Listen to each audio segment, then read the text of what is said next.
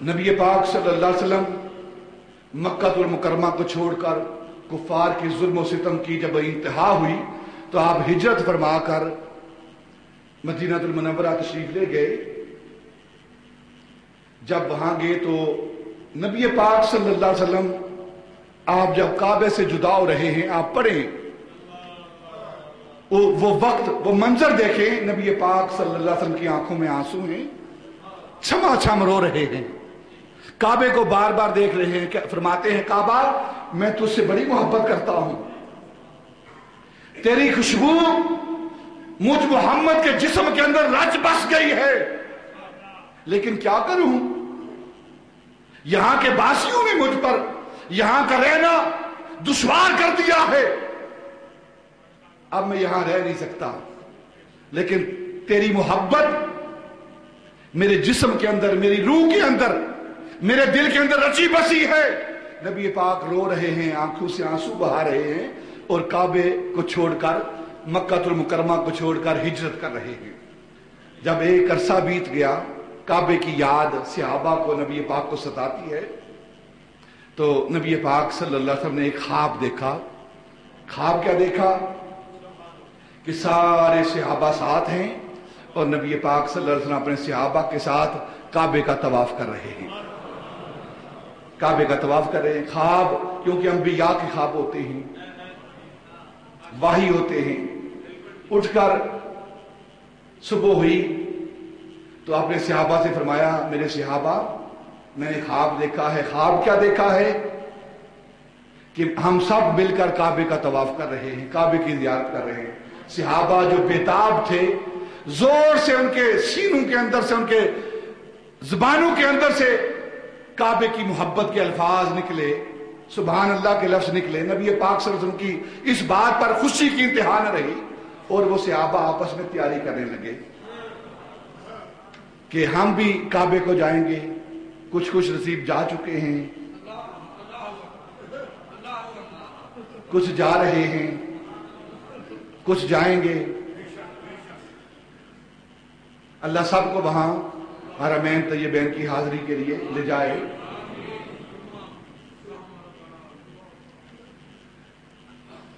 تو صحابہ نے تیاری شروع کر دی. نبی پاک صلی اللہ علیہ وسلم نے دیکھا کہ سارے صحابہ تیار ہو چکے ہیں، تو آپ نے فرمایا کہ عمرے کی نیت کرتے ہیں اور چلتے ہیں. مدینہ المنورہ سے نبی پاک صلی اللہ علیہ وسلم اپنے 1400 صحابہ کے ساتھ عمرے کی نیت سے مکہ المکرمہ کی طرف سفر کرتے ہیں. اور سفر کرتے کرتے جب حدیبیہ کے مقام پر، بات کو انتہائی مختصر کرتا ہوں، حدیبیہ کے مقام پر پہنچتے ہیں تو کفار مکہ، قریش مکہ، انہوں نے یہ عزم کر لیا تھا کہ ہم محمد اور اس کے ساتھیوں کو مکے کے اندر کعبے کے طواف کے لیے داخل نہیں ہونے دیں گے، جو مرضی ہو جائے. نبی پاک صلی اللہ علیہ وسلم نے اپنے جو سفیر ہیں ان کے ذریعے پیغام بھیجا کہ ہم صرف اور صرف عمرے کا ارادہ رکھتے ہیں، کوئی جنگ کا ارادہ نہیں، کوئی لڑائی جھگڑے کا ارادہ نہیں، صرف کعبے کی زیارت کے لیے عمرے کی نیت کر کے ہم آئے ہیں، اس کے علاوہ اور ہمارا کوئی پروگرام نہیں، آپ ہمیں اندر جانے کی اجازت دیں. انہوں نے کہا کچھ بھی ہو ہم داخل نہیں ہونے دیں گے. نبی پاک صلی اللہ علیہ وسلم نے سیدنا ابو بکر صدیق رضی اللہ تعالی عنہ کو بلایا. ابو بکر، قریش مکہ سے، کفار مکہ سے یہ پیغام آیا ہے کہ ہم داخل نہیں ہونے دیں گے. آپ کیا خیال ہے، کیا کرنا چاہیے؟ زبردستی داخل ہونا چاہیے، زور بازو سے داخل ہونا چاہیے، یا کیا کرنا چاہیے؟ نبی پاک صلی اللہ علیہ وسلم کے وہ عاشق صادق سیدنا ابو بکر صدیق عرض کرتے ہیں، یا رسول اللہ ہم جنگ کے لیے نہیں آئے، ہم جنگ کے ارادے سے نہیں آئے، ہم تو عمرہ کرنے کے لیے آئے ہیں. ہم انہیں پھر پیغام بھیجتے ہیں کہ ہمیں عمرے کی اجازت دی جائے، ہم جنگ کے لیے نہیں آئے، اور آپ اپنے کسی بندے کو، کسی سفیر کو بھیجیں. تو سیدنا عثمان غنی رضی اللہ تعالیٰ عنہ کو بھیجا گیا. اس سے پہلے کہ نبی پاک صلی اللہ علیہ وسلم سیدنا عثمان غنی کو اپنا سفیر بنا کر بھیجتے، کفار مکہ بار بار اپنے سفیروں کو نبی پاک کے پاس بھیج رہے ہیں کہ واپس چلے جاؤ، ہم تمہیں داخل نہیں ہونے دیں گے۔ 5 سفیر کفار مکہ کی طرف سے نبی پاک کی بارگاہ میں آئے۔ جب نبی پاک نے اپنا ارادہ، اپنا مسئلہ بیان کیا تو سارے کے سارے سفیر جو کفار کی طرف سے آئے تھے وہ سارے کے سارے سفیر واپس لوٹ گئے اور جا کر اپنی قوم کے اندر نبی پاک صلی اللہ علیہ وسلم کی بات کرنے لگے کہ وہ سچے ہیں، وہ اس مسئلے پر حق پر ہیں، تم غلط کر رہے ہو۔ آخر میں جب قریش مکہ، کفار مکہ تنگ آ گئے نا کہ جو بھی سفیر ہم بیچتے ہیں ہم اپنی طرف سے بیچتے ہیں، اپنی بات کرنے کے لیے بیچتے ہیں، وہ جب واپس آتا تو ہماری بات نہیں کرتا، محمد عربی کی بات کرتا ہے۔ تو آخر میں انہوں نے ایک شخص کو تلاش کیا جو بڑا چلاک، ہوشیار، چرب زبان،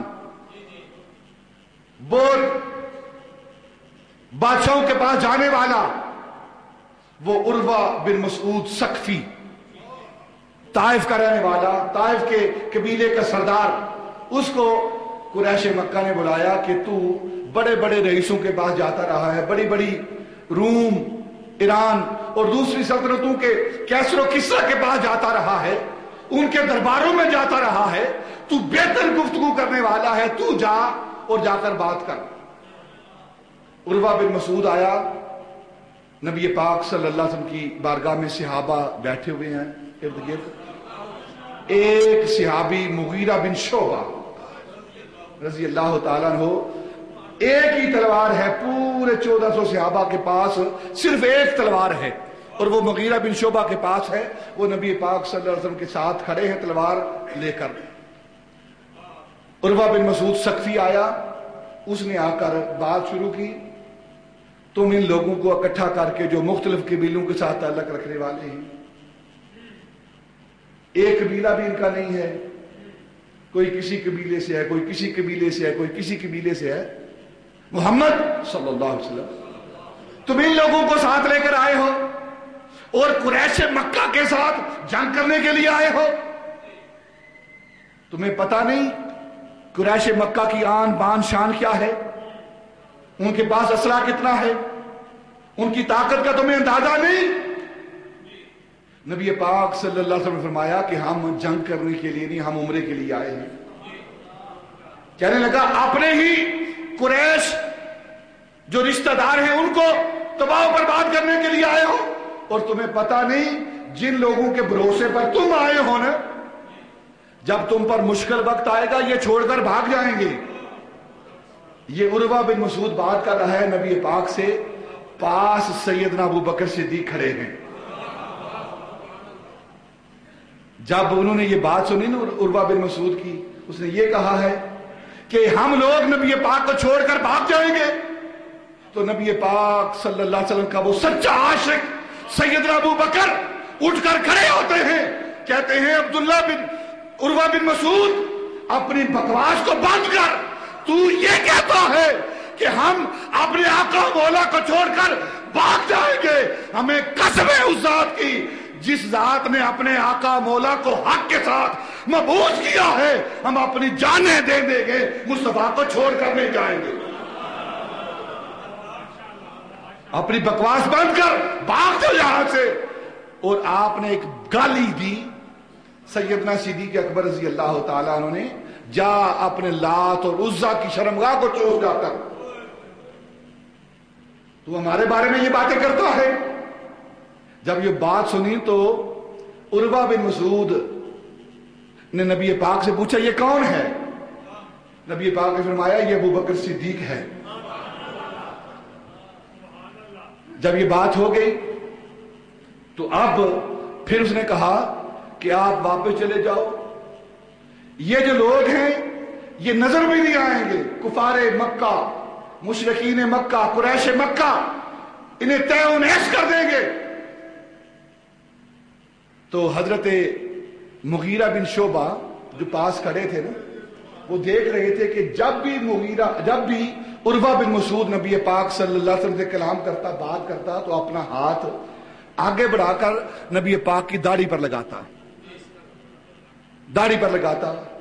مشرک ہے، نجس ہے، کافر ہے، تو کیونکہ عرب کے اندر یہ دستور تھا جب بات ہوتی تھی تو داڑھی کو ہاتھ لگاتے تھے۔ تو بار بار وہ عروہ بن مسعود جب بات کر رہا ہے نبی پاک کی داڑھی پر ہاتھ لگاتا ہے، تو حضرت مغیرہ بن شعبہ رضی اللہ تعالیٰ عنہ آگے بڑھے، فرمانے لگے او خبیث، اپنے ناپاک ہاتھ کو پیچھے رکھ، خبردار جو تو نے اپنا ناپاک ہاتھ میرے آقا مولا کی داڑھی مبارک پر لگایا، اس بار جو تو اگر ہاتھ لگائے گا تیرا ہاتھ کاٹ کر تیرے دوسرے ہاتھ میں تھما دوں گا، خبردار کوئی ہاتھ لگائے۔ جب عروہ بن مسعود نے یہ معاملہ دیکھا نا، ابو بکر کیا کہہ رہا ہے، مغیرہ بن شعبہ کس انداز میں بات کر رہا ہے، تو اب اس کا سارا پارا نیچے آیا، تو اب باتیں اور شروع کر دی، دیکھنے لگا کہ یہ صحابہ کیا کرتے ہیں جو نبی پاک کے ساتھ ہیں نا، مختلف قبائل کے ساتھ تعلق رکھنے والے ان کے غلام کیا کر رہے ہیں۔ نبی پاک بیٹھے ہیں، صحابہ آگے سارے بیٹھے ہیں، جب نبی پاک صلی اللہ علیہ وسلم گفتگو کرتے ہیں تو انتہائی توجہ کے ساتھ گفتگو سنتے ہیں اور خاموشی کا پیکر بنے ہوئے ہیں۔ جب نبی پاک صلی اللہ علیہ وسلم اپنی نظر اٹھاتے ہیں تو سارے صحابہ اپنی نظروں کو جھکاتے ہیں، اور جب نبی پاک نظر جھکاتے ہیں تو یہ کن اکھیوں سے اپنی نظریں اٹھا کر نبی پاک کے چہرے کی زیارت کرتے ہیں، یہ کیفیت ہے وہاں۔ اور پھر عروہ بن مسعود نے کیا دیکھا کہ اگر نبی پاک کسی وقت آپ تھوک مبارک لعاب دہن پھینکتے ہیں تو صحابہ آگے بڑھ کر اس لعاب دہن کو، تھوک مبارک کو اپنے ہاتھوں میں لیتے ہیں اور اپنے چہروں پر ملتے ہیں، چہروں پر ملتے ہیں۔ اور اگر نبی پاک صلی اللہ علیہ وسلم وضو فرماتے ہیں تو کیفیت کیا ہے کہ وضو کے پانی کا ایک قطرہ بھی صحابہ نیچے نہیں گرنے دیتے، نیچے نہیں گرنے دیتے۔ جو ہی وضو فرماتے ہیں صحابہ آگے بڑھتے ہیں، اپنے ہاتھ آگے کرتے ہیں، اور وہ پانی وضو کا بچا ہوا پانی اس کو اپنے ہاتھوں میں لے کر اپنے چہروں پر، اپنے جسموں پر ملتے ہیں۔ اور اگر کوئی صحابی قریب نہیں پہنچ پاتا، اس پانی کو حاصل نہیں کر پاتا، تو جس صحابی کے ہاتھ کے ساتھ نبی پاک صلی اللہ علیہ وسلم کے وضو کا پانی لگا ہے اس کے ہاتھ کو مس کر کے اپنے چہرے پر ملتا ہے۔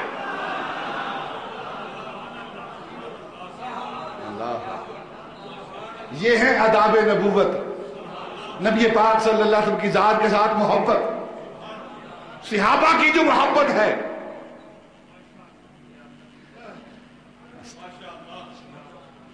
جب یہ سارا معاملہ دیکھا نا عروہ بن مسعود نے تو جا کر واپس کیا کہنے لگا، قریش مکہ تم اپنی طاقت سامان حرب پر بڑا گھمنڈ کرتے ہو، میں تمہیں ایک مشورہ دیتا ہوں، میرا مشورہ یہ ہے کہ میں بڑے بڑے درباروں پر گیا ہوں، کیسر و کسریٰ کی بارگاہوں میں گیا ہوں، لیکن جو محبت محمد کے غلام محمد سے کرتے ہیں وہ میں نے کہیں نہیں دیکھی۔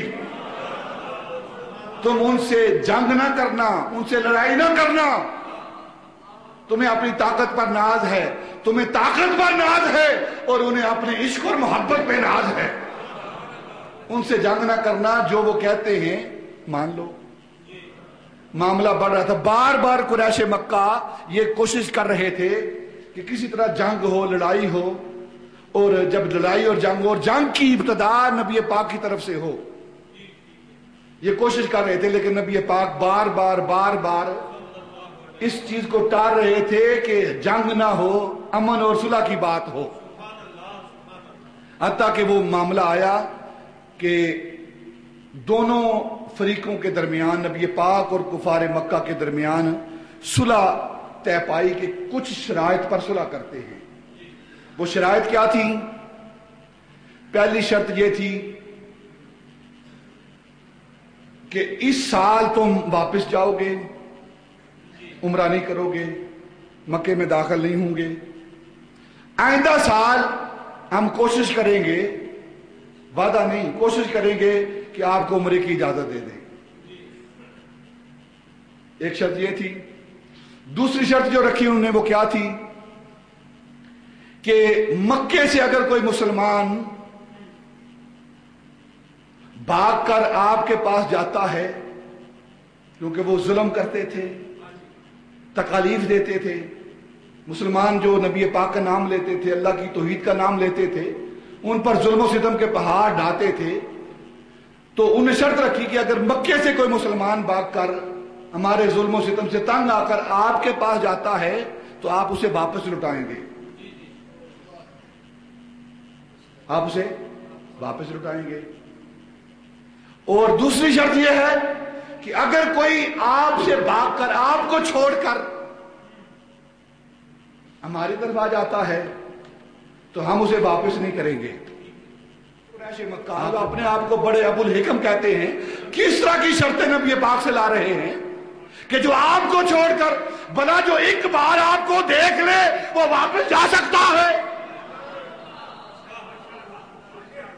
روم سے صہیب آتا ہے وہ واپس نہیں جاتا، یمن سے ابو ہریرہ آتا ہے وہ واپس نہیں جاتا، حبشہ سے بلال آتا ہے وہ واپس نہیں جاتا، ایران سے سلمان جاتا ہے وہ واپس نہیں جاتا، سدرۃ المنتہا سے جبریل آتا ہے وہ واپس نہیں جاتا، اللہ رب العزت سے قرآن آتا ہے وہ واپس نہیں جاتا. بلا صحابی دیکھ کر وہ کس طرح واپس جائے گا؟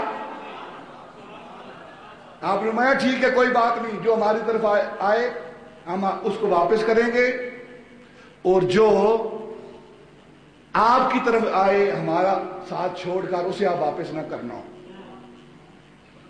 کیونکہ جو بے وفا ہوتے ہیں ان کو قبول ہی نہیں کرنا چاہیے. جو ایک بار چھوڑ کر چلے جائیں نا پھر ان کو نہیں لانا چاہیے ساتھ. یہ شرطیں طے ہوئی. اب یہ لکھنا شروع ہوئی تو کہا کہ اس طرح کرو، لکھو. نبی پاک نے فرمایا لکھو. حضرت مولا علی رضی اللہ تعالیٰ عنہ کو لکھنے کے لیے کہا. بسم اللہ الرحمن الرحیم.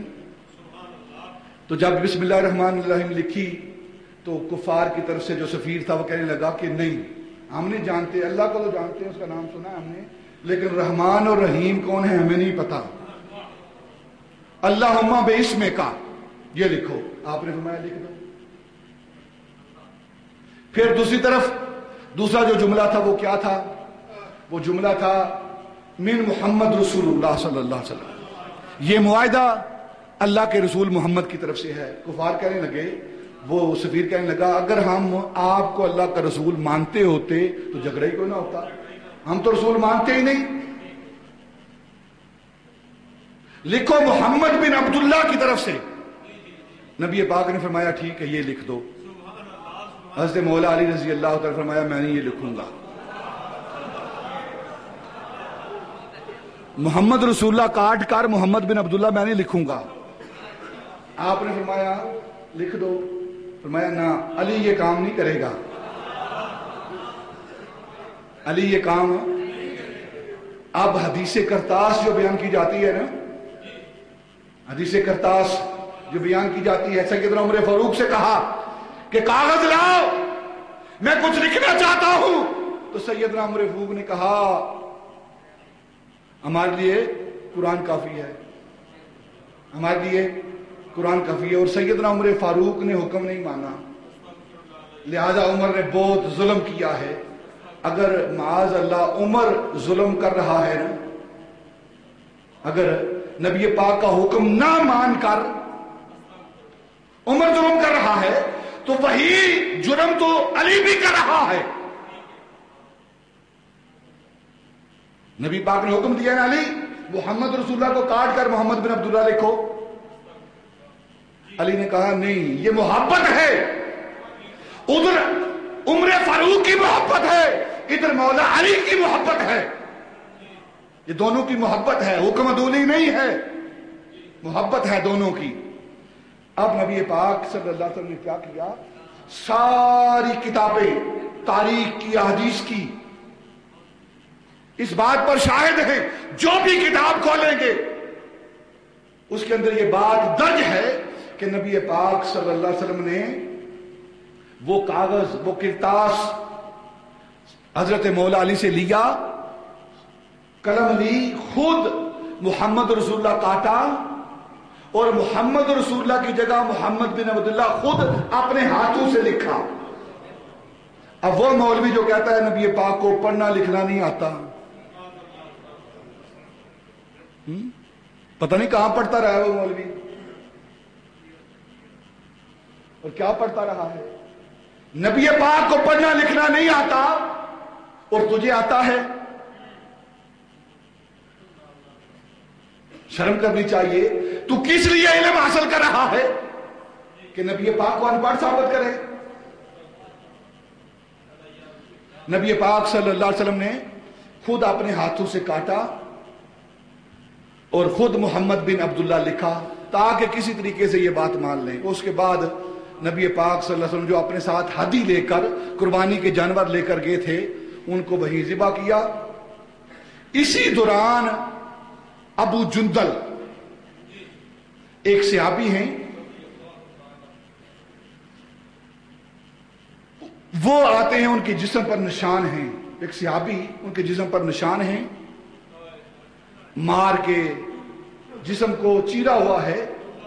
اس حالت میں وہ بھاگ کر مکے سے آتے ہیں نبی پاک کے پاس، تو وہ جو سفیر ہے کہتا ہے کہ پہلے اس کو واپس کرو پھر بات کریں گے۔ کس حالت میں یہ فیصلہ ہو رہا ہے؟ جب سیدنا عمر فاروق نے دیکھا نا کہ میرا ہی بھائی ہے، کلمہ پڑھنے والا ہے، کفار نے مار مار کر ڈھال کر دیا ہے، لیکن یہ واپسی کی تمنا کر رہے ہیں، ڈیمانڈ کر رہے ہیں، تو سیدنا فاروق اعظم رضی اللہ عنہ کو کھڑے ہوئے، یا رسول اللہ کیا ہم حق پر نہیں ہیں؟ کیا آپ اللہ کے سچے نبی نہیں ہیں؟ کیا ہم ان کفار بدتمیزوں سے بدلہ نہیں لے سکتے؟ ہم اپنے اس بھائی کو واپس نہیں کریں گے؟ نبی پاک نے فرمایا نہ، جو میرے اللہ کا حکم ہے ہم اس پر عمل کریں گے۔ سیدنا فاروق اعظم رضی اللہ تعالیٰ عنہ اپنے ایمان کا، اپنے جذبات کا اظہار کر رہے ہیں، تو نبی پاک صلی اللہ علیہ وسلم نے اپنے اس صحابی کو ان کو واپس کر دیا، واپس کر دیا، اور صحابہ نے، نبی پاک نے اپنے جانوروں کو ذبح کیا، اپنے احراموں کو کھولا اور واپس چل دیے۔ جب واپس چلے تو اللہ رب العزت نے جبریل امین کو بھیجا، جبریل جا میرے محبوب کو پیغام دے، انا فتحنا لک فتحا مبینا، محبوب ہم نے آپ کو فتح مبین عطا کی ہے، فتح کے دروازے آپ کے لیے کھول دیے ہیں۔ اور پھر علماء محدثین فرماتے ہیں کہ جو فتح مکہ ہوا ہے اس کا سبب یہ صلح حدیبیہ تھی، جو اللہ رب العزت نے اعلان کیا ہے انا فتحنا لک فتحا مبینا، اس کا سبب کیا بنا ہے؟ مکے کے وہ کافر جو کل 1400 صحابہ کو، نبی پاک کی ذات کو مکے کے اندر داخل نہیں ہونے دیتے تھے، جب نبی پاک 8 ہجری کو 10,000 صحابہ کے ساتھ مکے کے اندر داخل ہوتے ہیں، اب وہی قریش، وہی کافر اپنے گھروں کے دروازے بند کر کے شرم سے اپنی زمین کے اندر گڑے جا رہے ہیں۔ یہ وہ فتح مبین ہے جس کو اللہ رب العزت نے انا فتحنا لک فتحا مبین کا مژدہ دے کر نبی پاک کو اپنی فتح کا پیغام سنایا ہے۔ یہ صلح